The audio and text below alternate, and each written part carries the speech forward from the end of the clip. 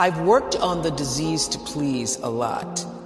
And as you've heard me say, that in 1989, I had a really big breakthrough with that, reading Gary Zukav's book on intention.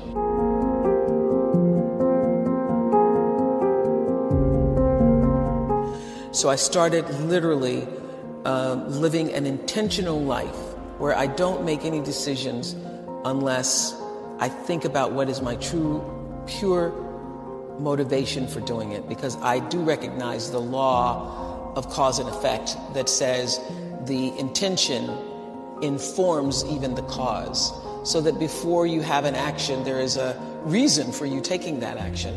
And the reason for the action is what's going to actually show up in your life on the other end. That's what's going to come back to you, that intention. So that helped me a lot with the disease to please, because I was always giving. And then I was always so thrown when people would come back and ask for more. And I couldn't understand why they were asking for more. Well, people ask for more because your reason for giving it is so that they think that you're nice. That's your real intention. Well, they do think you're nice. They do think you're nice, and that is why they keep coming back. They come back because you're the nice one. You're going to say yes when even you mean no. So you're the person I'm going to call to go pick up my kids when I can't or don't want to, because you're going to say yes even if you don't want to do it. So that's why people keep coming back, when your intention is not really clear. So that took a lot of fear away from me. But at least for me, a clarity of intention helped me live a more fearless life. You cannot live a brave life without disappointing some people. But those people who get disappointed, it's really okay. Because the people who really care for you, the people who are rooting for your rise, will not be disappointed. The only people who are disappointed are people who have their own agenda. And their agenda is not aligned with your agenda. And that's how I make myself brave. I say, well, the people who really care about you, who want you, who are rooting for your rise, those people who are rooting for your rise, they're going to be okay when you say no. I have a kitchen cabinet, and I've had a kitchen cabinet since, the beginning of my career. Different people have been in that kitchen cabinet over the years, but there are a few people who are my resource, who I know are going to tell me the truth. Your cabinet can go through all of those comments, because feedback is great, and you can get it immediate now.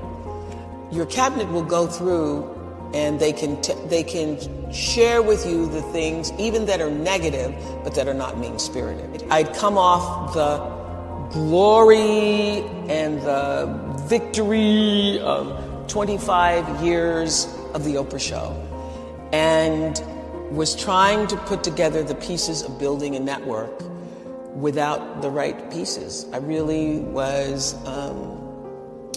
trusting other people's ideas about how to do it.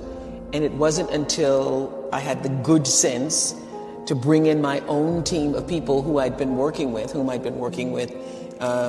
for the past decade, that things start to actually fall into place for me. And one of the great things about, for me, doing interviews all these years on the Oprah show and on OWN, was that I got to learn from other people's mistakes. So I paid really close attention to the stories, and I got to hear everything and everybody, all the theories and all the stories and all the layers and layers of dysfunction, along with people's victories and their triumphs and wisdom. And I took it in. I was a student of it. I wasn't just a talk show host. I was a student. I became a student of life, other people's lives, and how to live well by listening to those stories. So I paid real attention, and am at a point in my life where I can literally rejoice in the knowing space that I hold. There's a sense of confidence that can only come, I think, when you know and are assured that you are living life well. and not from the point of view of having a lot of things, but living life from the center space. When you're living bravely, because you're living your truth. It was during my show that I absolutely learned for sure, for myself, through other people's stories, that there really isn't any such thing as failure. And I could see the thread of, courage that was required every time you fell down. And I could also see that failure was just there to inform you to move in a different direction. It's just there to say, hey, not this way.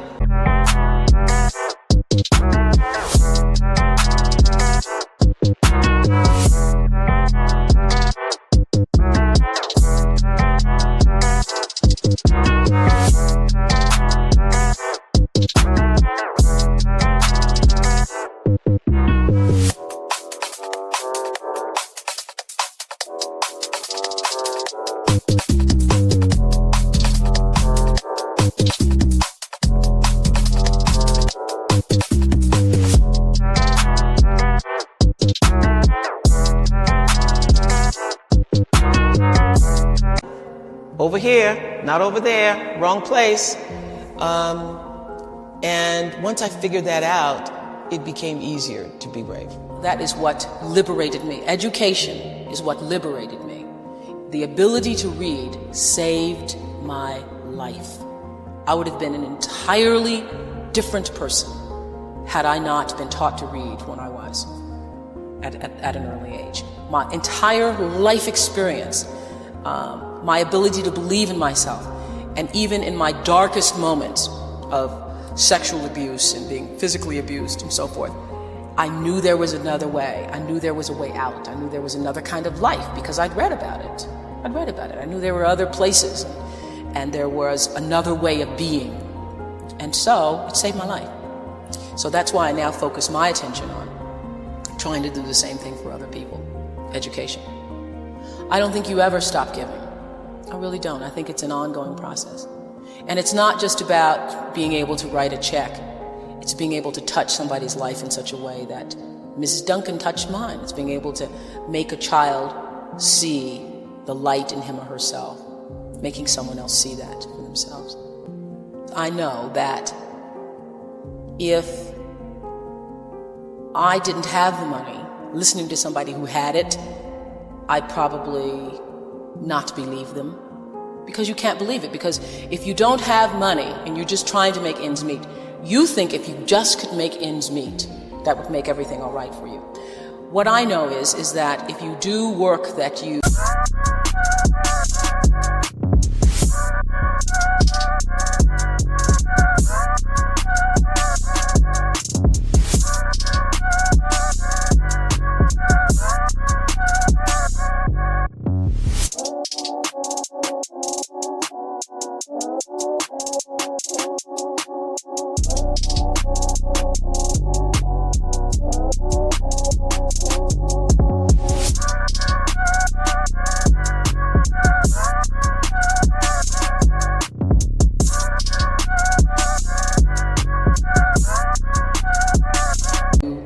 love and work that fulfills you, the rest will come.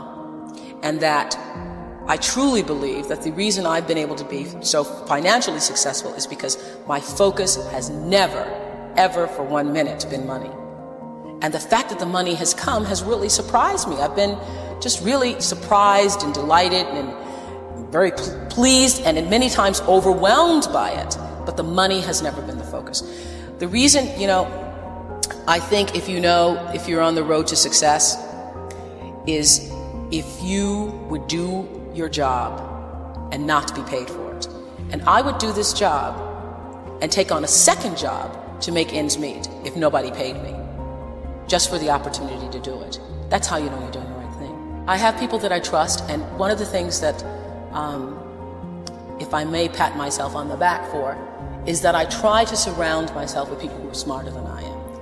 I think that the ability to be as good as you can be comes from understanding who you are and what you can and cannot do. And what you can't do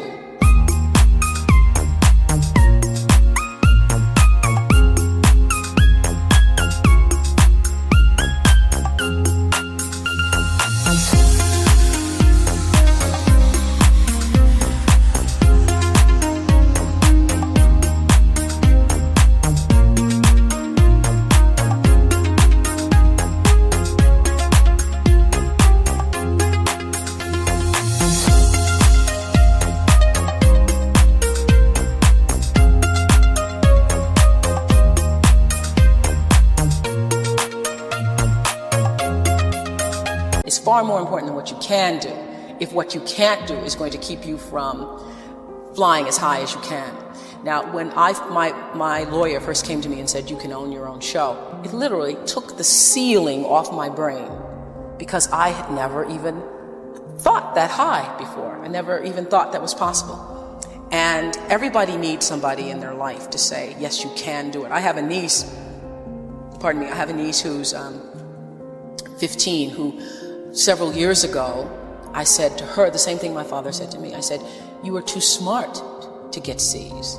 I mean, I heard my father speaking, crossing the street one day, and she was talking about her grades. You're too smart to do that.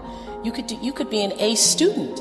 And she said, you really think I can? Oh, of course. So you're such a bright person. And she started getting A's and said to me a year later, nobody ever told me I could. And I think that one of the most important lessons to learn is that we are all responsible for our lives, but nobody gets through this life alone. Everybody needs somebody to show them a way out or way up. Everybody does. See, I feel best in surroundings where other people are smarter than I am, because I feel like I can always learn something from them. One of the other big lessons I've learned, particularly in business, I think you have a responsibility to yourself to learn as much about your business as you can. And so I sign every check, although it is now tedious, because the bills that come in from maintaining a studio, everything from Federal Express to Xerox to every tape that needs repaired and so forth, it gets to be a lot.